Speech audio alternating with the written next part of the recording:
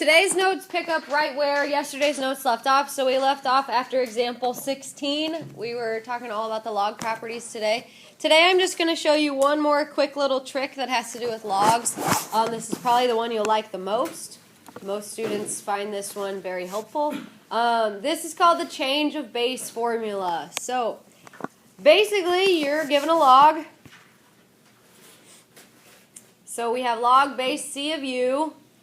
What the change of base formula says is you can decide what the base is and give each log that base. What was in the argument goes in your numerator. What was your base goes in your denominator. These two things are equivalent. Now, why would this be useful? Well, there are certain numbers for the base that we can do in our calculator, right? Do you guys remember what those bases are? There's two. Yeah, if you can change something to have log base 10 or log base e, you can do it in the calculator. So any type of log they give you, if you use the change of base formula, you can now do it in your calculator. It's just log of the big number over log of the base. Or if you want to do the natural log of the big number over natural log of the base. Or remember, we call that the argument. But big number is a lot easier to understand if you're not familiar with log terminology. So basically we're just going to do a couple examples today. I believe there are 4 where we're going to practice doing these in the calculator. Then you'll have the rest of class to work on your 8-5 assignment. Any questions so far on what this means? So as you're finishing up writing, just let me remind you, you can make B whatever you want. You could change them to both log base 2 or log base 3 or log base 100. But if you want to do it in the calculator, the whole point is to make this something you can do in your calculator. You need to make it log base 10, the common log, you can do that in the calculator, or log base E, which is the natural log, you can also do it in the calculator. So 10 and E are going to be your go-tos on this. Any questions? All right, here are our first 2 examples. Now, a lot of times you guys say, well, how do I know what they're asking? Am I supposed to do the change of base? Am I supposed to leave it as an answer with a log in it? I'm not really sure. It will tell you when to use the change of base formula. If it doesn't, then you're just going to set it equal to a variable, just like our warm-up from yesterday. But whenever it says change of base, do the change of base, put it in the calculator.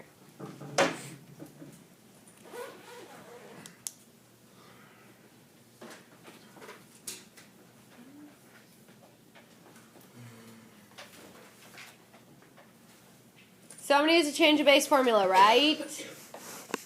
So I'm going to write this as 2 logs with either base 10 or base E. You get to decide. I'm going to go base 10. Remember, when it's base 10, you don't write a base. It's just understood that it's a base 10. So you can do log of the argument over log of the base. You can type this in the calculator. You cannot type this in the calculator. So by doing the change of base formula, now it's something that we can type in. I will caution you, I believe when you're doing logs in the calculator, it automatically opens a set of parentheses for you. After you type 30, make sure you close that set of parentheses, and then you hit the division sign.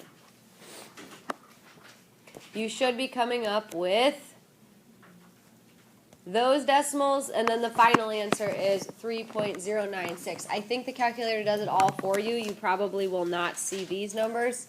I think yours will just take you right to here, as long as you close those parentheses on the top before you hit the divide.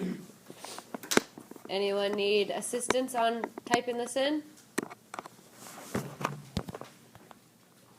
All right, let's practice again on 18. So what am I going to type in the calculator?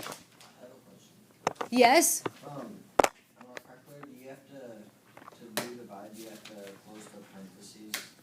I believe I already covered that. Yes. You want to close the parentheses before you hit the division symbol. All right, back to 18. What do I want to type in the calculator? Very good. Log 13, close your parentheses, divided by log 4, also close your parentheses. Some of you will see this step depending on the version of calculator you are using. Some of yours will go straight to this. Is there any way to do this without a calculator? Not that I want to try. There are things called log tables. It's like a book that before calculators people used to carry them around.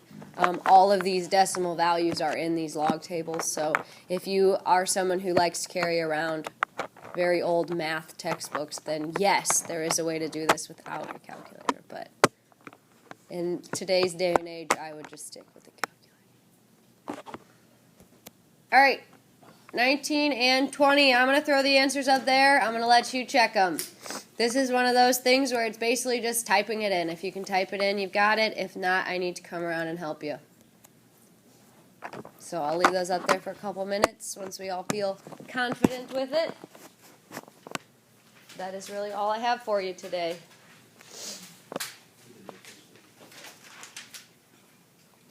This is so important, I wanted to dedicate a whole day to just this.